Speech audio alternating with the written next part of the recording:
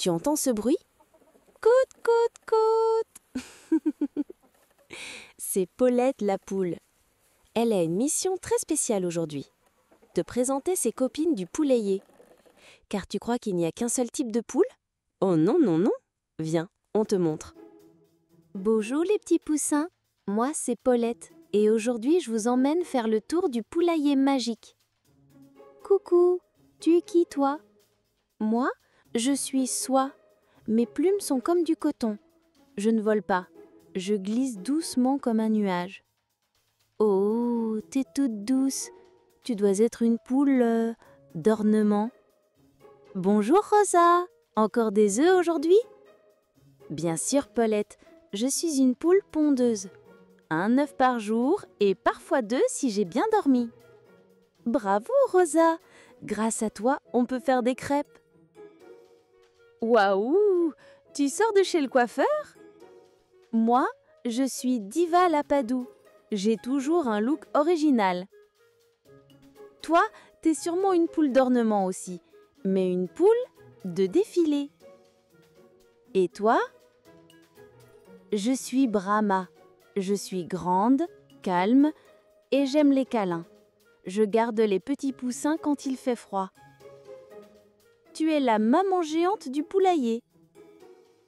Alors les enfants, vous voyez, il y a des poules douces, des poules rigolotes, des pondeuses, des géantes, des décoratives. Mais toutes sont utiles, gentilles et pleines de surprises. Et toi, laquelle préfères-tu?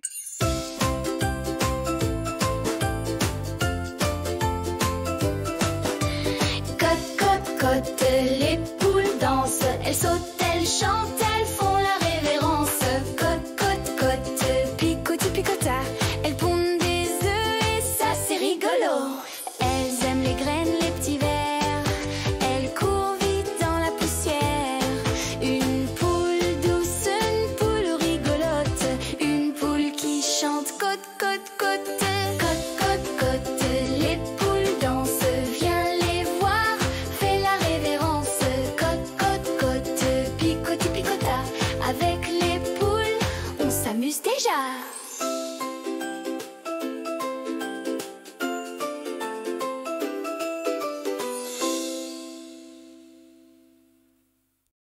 Bonjour et bienvenue sur Aiba Cartoons, la chaîne préférée des enfants et des parents. J'espère que vous allez bien. Aujourd'hui, on va découvrir un phénomène impressionnant, les séismes. Tu as déjà senti ton sol bouger sous tes pieds? Non? Tant mieux. Mais parfois, la terre se met à trembler toute seule. Ce n'est pas parce qu'elle est en colère, c'est parce qu'elle bouge. Sous la terre, il y a de grandes plaques, un peu comme des morceaux de puzzle géants. Ces plaques bougent lentement, très lentement, mais parfois elles se coincent. Et quand elles se décrochent d'un coup, la terre tremble. C'est ce qu'on appelle un séisme ou un tremblement de terre. Ça peut être tout petit, à peine visible, ou très fort, comme si tout sautait en même temps autour de toi. Heureusement, il existe une machine spéciale qui peut écouter la Terre, le sismographe. Et des scientifiques très attentifs, les sismologues, surveillent tout ça. Et si un jour un séisme se produit, tu dois te souvenir de 3 choses très simples. Tu te caches sous une table solide, tu protèges ta tête avec tes bras et tu attends que ça s'arrête sans paniquer. Et maintenant, voici une petite comptine pour tout retenir.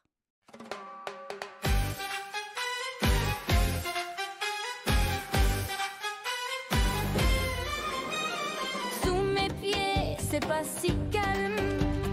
La terre cache bien des charmes. Elle est faite de grands morceaux qui bougent doucement tout là-haut, tout là-bas sous nos maisons. Quand les plaques bougent, elles font leur tour. Elles glissent, elles dansent, elles jouent toujours. Et quand elles se coincent un moment, la terre tremble un petit instant. Quand les plaques bougent, elles font leur tour. Elles glissent, elles dansent, elles jouent toujours.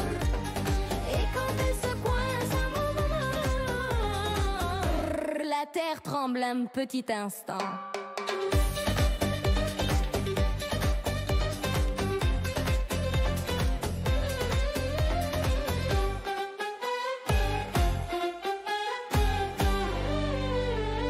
On les appelle des plaques tectoniques. Le mouvement n'est pas magique. Elles vont à gauche, parfois à droite, et ça secoue comme dans une boîte. Oh, les plaques bougent, elles font leur tour. Elles glissent, elles dansent, elles jouent toujours. Et quand elles se coincent un moment, la terre tremble un petit instant. Oh, les plaques bougent, elles font leur tour. Elles glissent, elles dansent, elles jouent toujours. Et quand elles se coincent un moment, la terre tremble un petit instant. Il y a des montagnes, il y a des volcans. Grâce aux plaques depuis longtemps, même les océans sont dessinés par ces morceaux bien cachés. Oui, les plaques bougent, c'est leur secret. Elles changent le monde tout en discret. Les signes, c'est un signal que la terre vit, c'est bien normal. Quand les plaques bougent, elles font leur tour. Elles glissent, elles dansent, elles jouent toujours. Et quand elles se coincent un moment, la terre tremble un petit instant.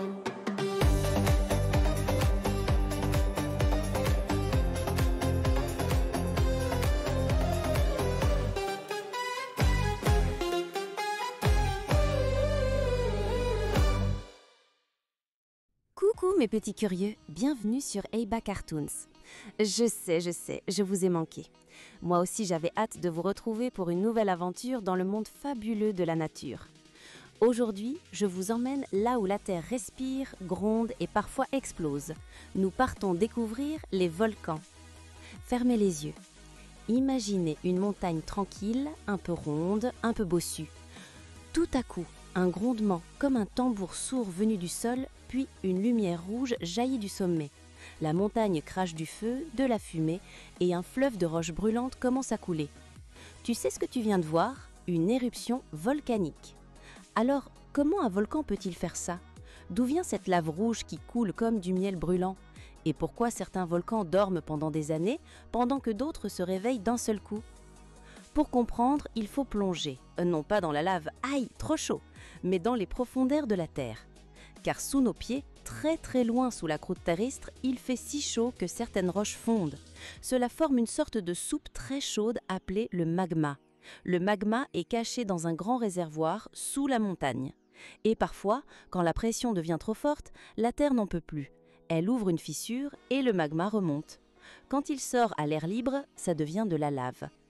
Ce magma brûlant s'échappe par une ouverture qu'on appelle le cratère. Et quand il jaillit accompagné de gaz, de fumée et de cendres, c'est une éruption volcanique. Mais attention, tous les volcans ne sont pas pareils. Certains sont plutôt calmes. Ils laissent la lave couler doucement comme une grande soupe rouge qui se répand. Ces volcans-là, on peut même parfois les observer de loin sans danger. D'autres, en revanche, sont très violents. Ils explosent d'un coup en projetant des roches, de la fumée noire et des cendres qui peuvent recouvrir des villages entiers. Ils sont moins fréquents, mais bien plus dangereux. Et tu sais quoi? Les volcans ne sont pas posés n'importe où sur la planète. Ils naissent surtout là où la Terre bouge. Parce que oui, la croûte terrestre est comme un immense puzzle, avec des grandes plaques qui se déplacent. Là où elles se frottent, se cassent ou s'éloignent, la Terre peut créer un volcan pour relâcher la pression. Il y en a partout, en Italie, au Japon, en Indonésie, en Islande et même en France, à La Réunion ou en Martinique. Certains sont toujours actifs, d'autres dorment depuis très longtemps, mais ils sont là, bien vivants. Alors, à quoi servent les volcans, à part faire peur? En réalité, ils sont très utiles. Grâce à eux, de nouvelles îles naissent, les sols deviennent riches pour les plantes et on comprend mieux ce qui se passe à l'intérieur de notre planète. Les volcans, ce sont les grandes cheminées de la Terre. Ils nous montrent qu'elle est vivante et qu'elle respire, parfois un peu fort. Voilà, mes petits curieux, vous êtes maintenant de vrais explorateurs volcaniques. La prochaine fois que vous verrez une montagne un peu étrange, vous vous demanderez peut-être « Et si c'était un volcan endormi ?» À très bientôt pour une nouvelle leçon magique avec Aiba Cartoons.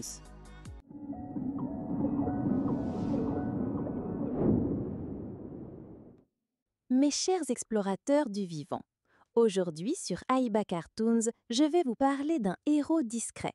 Il ne fait pas de bruit, il ne court pas vite, il ne brille pas. Mais sans lui, la nature aurait bien du mal à fonctionner. Ce héros, c'est le ver de terre. Ce petit animal, souvent ignoré, joue pourtant un rôle essentiel dans l'équilibre de notre planète. Le ver de terre n'est pas un insecte, c'est un annélide. Cela veut dire que son corps est formé d'anneaux, comme une longue chaîne souple. Il n'a pas d'yeux, pas de bras, pas de jambes, pas de dents. Et pourtant, il est capable de creuser, de respirer, de manger et de transformer la terre. Le ver de terre respire par la peau. Sa peau est fine et toujours légèrement humide, ce qui lui permet d'absorber l'oxygène directement depuis le sol. C'est aussi pour ça qu'il vit sous terre. Il fuit la lumière, la chaleur et la sécheresse qui pourraient le blesser. Mais ce qui rend le ver de terre si spécial, c'est son travail invisible. En creusant ses galeries, il permet à l'air et à l'eau de circuler dans le sol. Il rend la terre plus souple, plus facile à pénétrer pour les racines. On appelle ça la bioturbation. Grâce à lui, les plantes poussent mieux, les arbres sont plus solides et le sol reste vivant. Et ce n'est pas tout. Le ver de terre mange des feuilles mortes, des petits morceaux de racines, de la matière organique et même un peu de terre. Ce qu'il ne digère pas, il le rejette sous forme de turicules. Ce sont de petites boulettes de terre riches en nutriments. Ces rejets sont excellents pour le sol et nourrissent les plantes, favorisent les récoltes et participent au cycle de la vie. Charles Darwin, le célèbre scientifique qui a étudié l'évolution des espèces, disait que les vers de terre sont parmi les animaux les plus importants de la surface terrestre, car ce sont eux qui transforment les déchets naturels en terre fertile. Ce sont eux qui recyclent la matière. Ce sont eux qui construisent, lentement mais sûrement, un sol capable de nourrir tout le reste. Mais attention, les vers de terre sont fragiles. Les produits chimiques, les pesticides, le retournement excessif du sol, tout cela les perturbe. Sans eux, la terre s'appauvrit, se compacte, perd sa vie. Alors si on veut des forêts saines, des jardins florissants et des cultures qui durent, il faut les protéger. En résumé, le ver de terre est un jardinier souterrain, un ingénieur du sol, un petit ouvrier silencieux dont le travail est vital. La prochaine fois que tu en vois un, souviens-toi qu'il est peut-être gluant, mais surtout génial.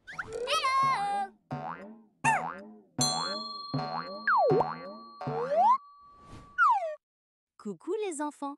Aujourd'hui, je vais vous raconter une histoire incroyable, celle de l'eau.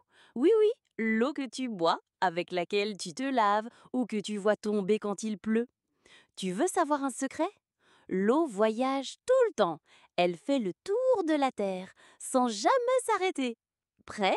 Allez, on embarque pour son grand voyage magique.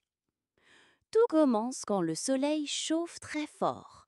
Imagine une flaque d'eau ou l'eau d'une rivière. Quand le soleil tape dessus, hop, l'eau s'envole dans le ciel. Pfiou! Elle devient toute légère comme de la vapeur. On appelle ça l'évaporation. Répète avec moi. É-va-po-ra-tion. Super!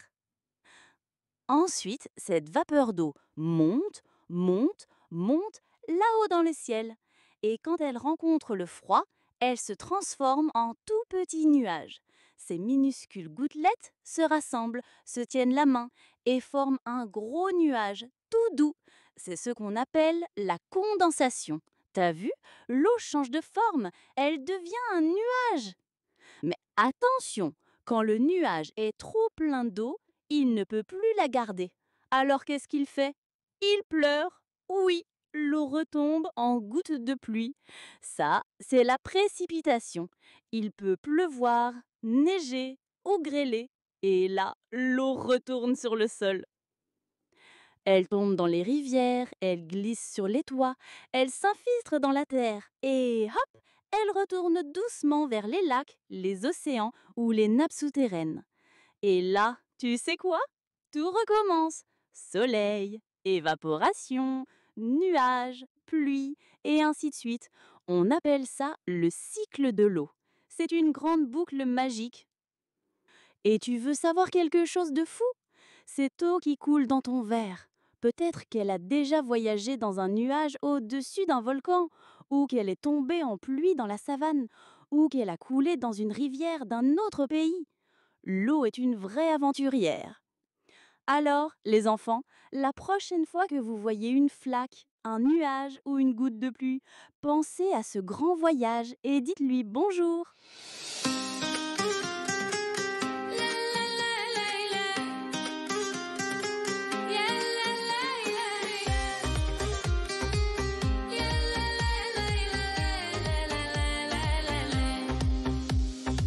Bienvenue sur iBacker tous les enfants. Aujourd'hui on va chanter une chanson pour découvrir le grand voyage de l'eau. Prêt? C'est parti. L'eau s'endort au fond des mers. Elle brille fort sous la lumière. Puis le soleil vient la chauffer.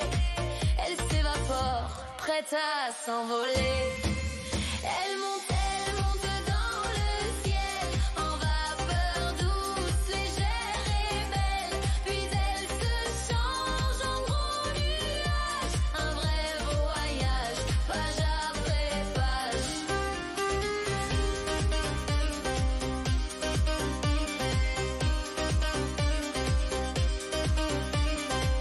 Quand les nuages sont bien trop lourds, la pluie tombe sur les champs et les tours.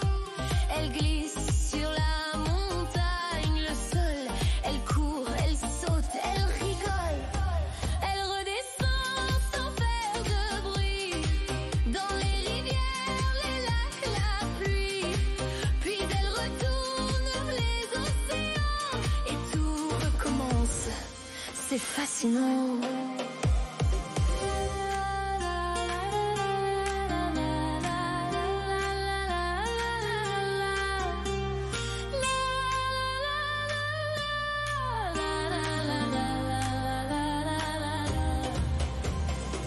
L'eau c'est la vie pour les humains, pour les plantes, les arbres, les mains. Alors on la garde bien précieuse. Elle est magique et merveilleuse. Elle monte dans le ciel, en vapeur douce, légère et belle. Puis elle se change en gros nuage, un vrai voyage, page après page. Oui, un vrai voyage, le cycle de l'eau. Les enfants. Coucou, bienvenue sur iBacartoon, la chaîne préférée des enfants et des parents. Restez avec nous pour découvrir de nouvelles chansons.